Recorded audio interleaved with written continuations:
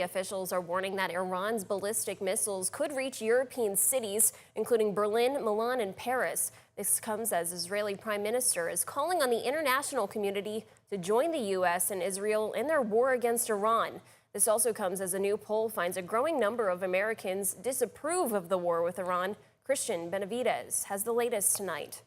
Israeli Prime Minister Benjamin Netanyahu is calling on the international community to join Israel and the U.S. in the war against Iran. In the last 48 hours, Iran targeted a civilian area. They're doing that as a mass murder weapon.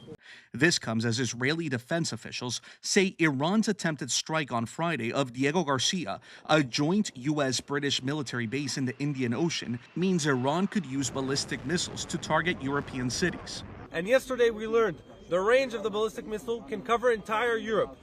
This threat is not a threat only in Israel.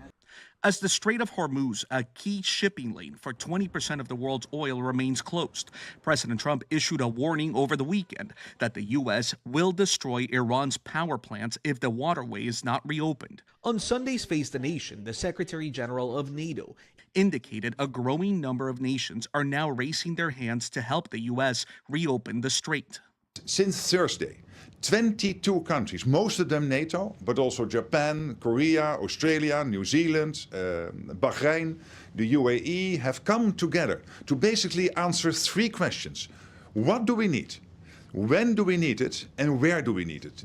A new CBS News poll indicates a growing number of Americans are becoming concerned about the war and its impacts. The poll found 60% of those surveyed disapprove of the war. 66% call the conflict a war of choice. And when it comes to gas prices, 90% of those surveyed said the conflict will make oil and gas prices climb higher in the short term.